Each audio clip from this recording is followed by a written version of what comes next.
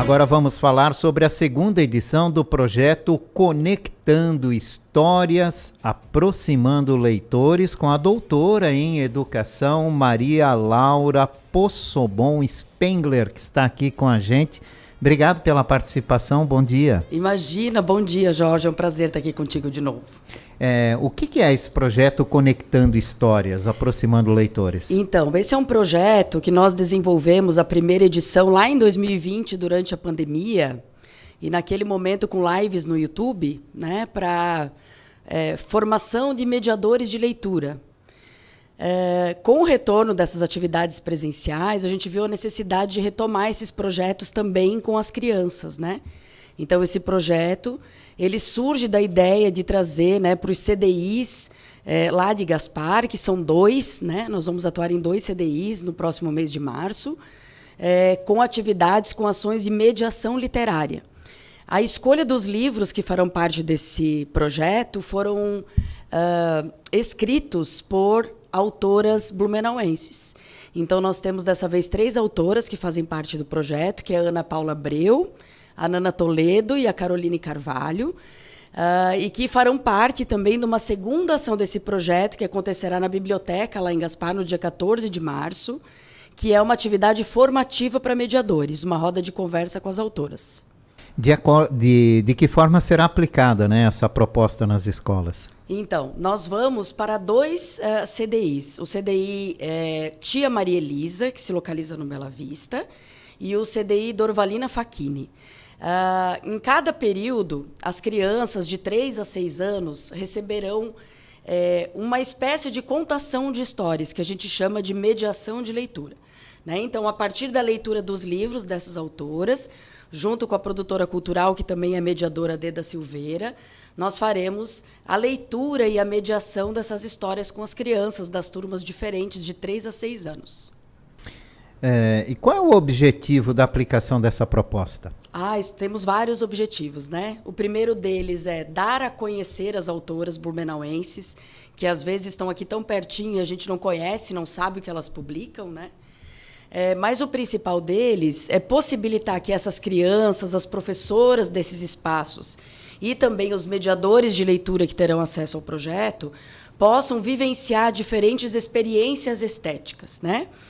Como se dá essa experiência estética? É o que nós acreditamos que o contato com a arte possibilita, né? A arte do livro com a palavra, com a ilustração, com o próprio objeto livro, ele vai trazendo para esse leitor, para essa criança, seja ela adulto ou criança, né, a possibilidade de conhecer diferentes linguagens, né, e diferentes trabalhos com a palavra e com a imagem.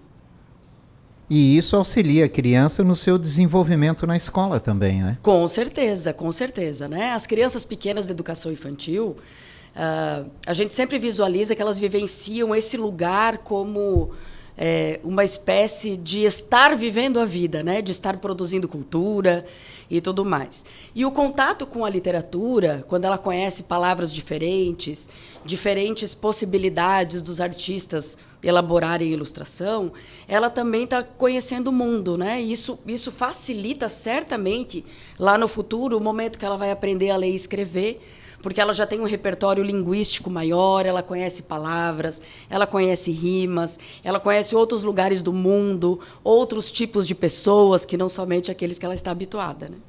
Uma das dificuldades que muitos pais têm é introduzir a leitura nas crianças, né? Como é que isso é possível? Tem alguma dica especial para os pais começarem a ir introduzindo a leitura nas crianças para que elas fiquem mais atraídas pela leitura? As crianças, assim como todo ser humano, né, é muito curioso em relação às histórias, né? Então, quando a gente coloca uma criança para escutar uma história, seja ela de um livro ou a própria história que os pais contam, né? Às vezes o pai tem aquela lembrança de quando era criança e transforma isso numa narrativa. As crianças são sempre sedentas pela constituição dessa linguagem, pela história, né? Então, a minha sugestão é sempre assim: quando possível, leia junto com as crianças, né? Convide ela para esse momento, tire um momento do seu dia de qualidade, que seja 10 minutos, 15 minutos.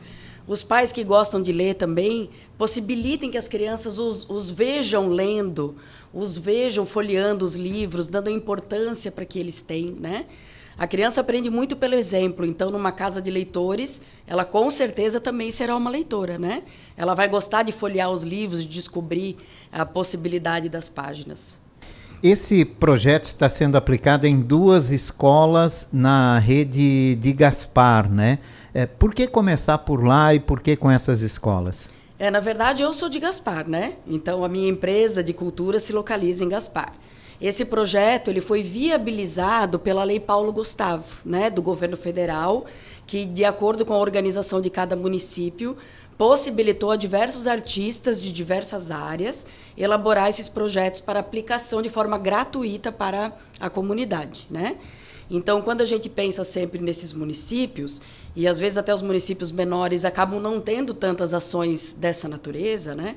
Mesmo que Gaspar se destaque, porque nós temos um movimento muito interessante na biblioteca pública, né?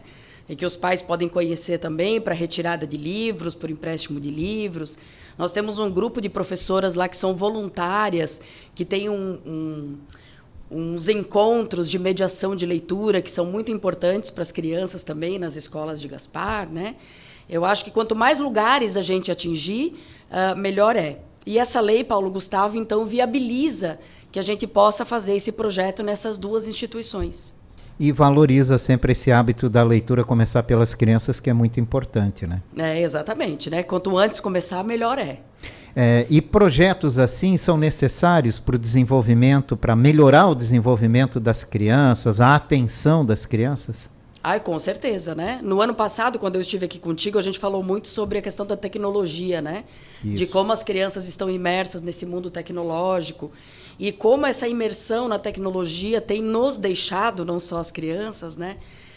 Bastante imediatistas nas nossas relações, né? Sejam elas nas nossas relações artísticas também, porque se a gente se observar, a gente já não tem muita paciência para assistir um filme muito longo, né? Para assistir uma série muito comprida, para ouvir um documentário muito comprido, porque essas redes sociais, elas têm nos forçado a gostar cada vez de coisas mais rápidas, né? Então, vídeos de 30 segundos, de 1 minuto, 1 minuto e meio no máximo. E com as crianças isso também acontece, né? Porque elas estão o tempo todo recebendo diversos estímulos com a tecnologia, de cor, de som, de movimento, que, lógico, o livro, de repente, não vai ter todos esses estímulos. Mas, mais do que estimular para essas mesmas questões da tecnologia, ele nos acrescenta um encontro com o ócio, que é esse encontro de se dar o tempo para ficar parado, para pensar sobre as coisas, né? Para absorver as coisas com mais lentidão, para fazer com que o nosso cérebro, né, pensando nesse lado cognitivo, se acostume com coisas que não sejam tão imediatas e tão rápidas e tão barulhentas, né, como são os vídeos de YouTube ou os joguinhos de celular, né? O bom é conseguir dividir isso, né? Conseguir aplicar isso também em meio a tudo isso que é nos jogado aí no dia a dia, né? O equilíbrio é tudo, né? A gente precisa estabelecer limites com a tecnologia, porque hoje a gente já sabe, por várias pesquisas internacionais, inclusive, que as crianças não devem jamais permanecer mais do que 2 ou 3 horas em frente às telas, né? Estamos falando de telas no geral, a televisão, seja o telefone.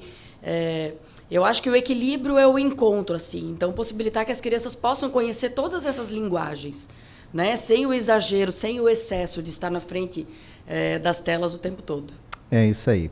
Maria Laura Possebon Spengler, obrigado pela tua participação aqui. Imagina, eu que agradeço. Sucesso nessa 2ª edição do projeto Conectando História, aproximando leitores e criando novos leitores também, né? Exatamente. Obrigada, Jorge, pela oportunidade. Um abraço, um ótimo final de semana. Para você também.